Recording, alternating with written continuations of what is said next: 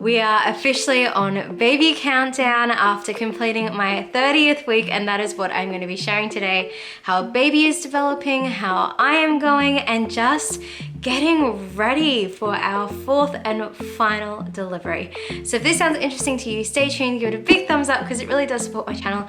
Don't forget to hit subscribe and tap that bell so you get notified when we upload every Monday and Thursday, and let's get right into it.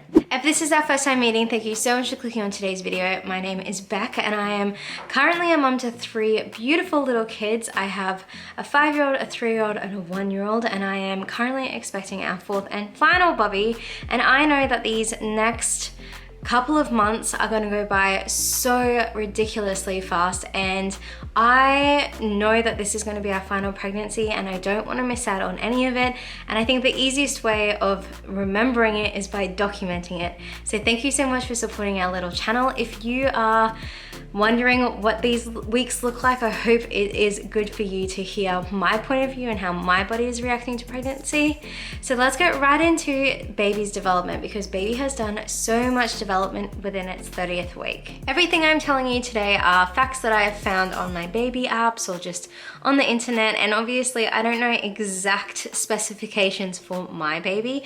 We will be getting a growth scan, I think it's around 34 weeks, just because it helps with our plan for labor and delivery. My last baby, Phineas, was actually projected to be a very big baby, and for that reasons we got induced at 38 weeks. And if you've watched my video about the labor and delivery that we're expecting with this child, we're thinking it's going to be something similar with an induction. This means after completing our 30th week, Bob is measuring around 41 centimeters long, which is absolutely believable because I feel like I really am getting quite big in my bump, and it's weighing roughly 1.4 kilograms or 3 pounds. That is a lot of extra weight within my core, and it is definitely feeling like it. It's crazy to think that it's probably going to be about half of its birth weight from now. But in saying that, from now until delivery, Bob is going to put on half a pound a week, which is an extensive amount of weight, but obviously it needs to ripen up for delivery and to be all squishy and smushy for cuddles when it comes earthside. According to the apps, when comparing it to something that is a tangible item, the vegetable for this week is either a head of broccoli or a lettuce bulb. So that's a pretty substantial piece of vegetable now.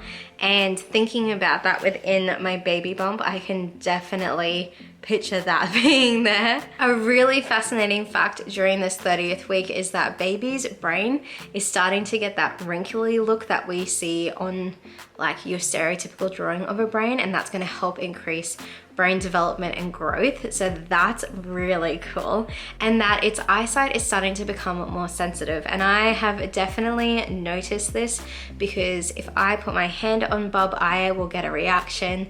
If Mick does it, he'll get a reaction, and that's the whole light and shadow concept coming through. Baby is definitely extremely ticklish. If I just kind of give my belly a bit of a tickle, it will react because I think it's going to be that sort of a child.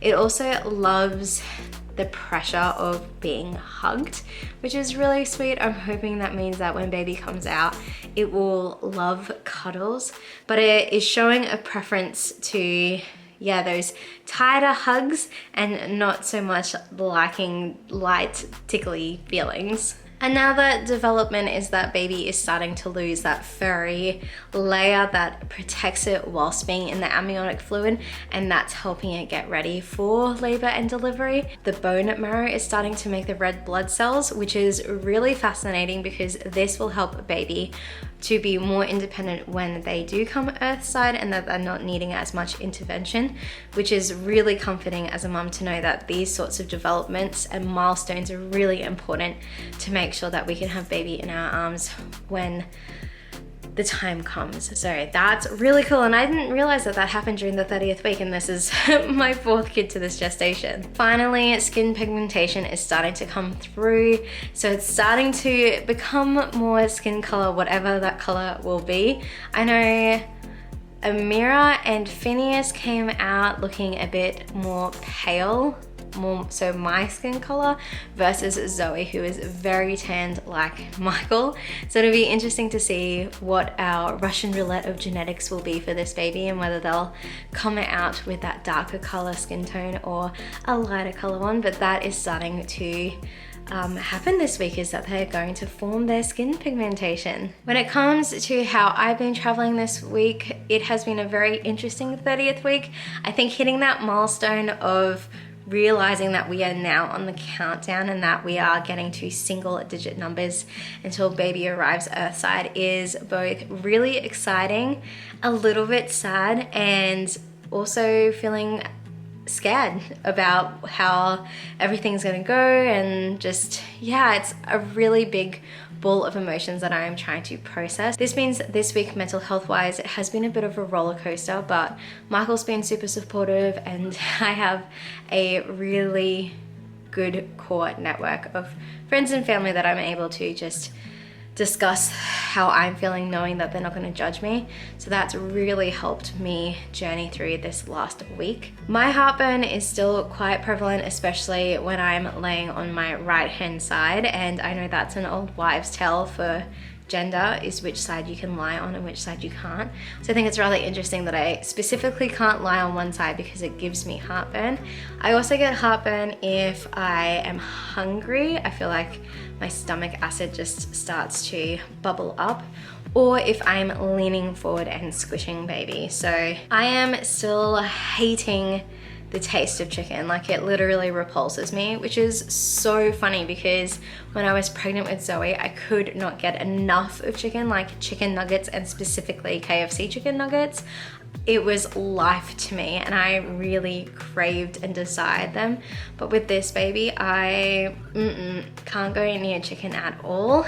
My gag reflex is bad only when I get a bit of a dry mouth, or once again, if I haven't eaten first thing in the morning. Another really funny thing throughout this 30th week is I have craved a bowl of cereal every single night at 11 o'clock. It has changed from cereal to cereal. Some nights I'll have rice bubbles or Nutri-Grain or Fruity Bites, but I find having that bowl of cereal helps me to get through the night and not to feel so sick when I do wake up in the morning. It's kind of like having that last snack to get me through. But unfortunately, throughout this last week, my bladder is just not surviving the duration of nighttime, and I am having to get up to go to the toilet at least once. Most nights it's twice, which is really frustrating not to get a full night worth of sleep. Another part of pregnancy that I haven't experienced with the others is that my hips and like pelvic region is starting to become a little bit more sensitive, and I'm getting a lot of pain if I'm standing up or walking for long duration, so I'm having to be very mindful of that. It is becoming very real that I need to listen to my body and not to push myself too much. Energy wise, I'm really good until about midday, and then the afternoon I crash hardcore. I'm really excited because this coming week I have an obstetric appointment where I will get to see baby and see what position baby is in, because when looking at my apps they said that this is around about the time where baby should be getting head down, so hopefully that is the case so that delivery will go smoothly. But I will give you an update once I know how baby is going. But I am feeling a lot of mixed emotions, but I am happy, I think. But thank you so much for watching this video. I hope it has given you some information if you're wondering what happens within your 30th week of pregnancy and the realities of how my body is coping as a fourth time mama. If it has, please give it a thumbs up because it really does support my channel. Don't forget to hit subscribe and tap that bell so you get notified when we upload every Monday and Thursday, because this parenting gig doesn't come with a rule book, we only have each other. And I'll see you in my next video. Bye.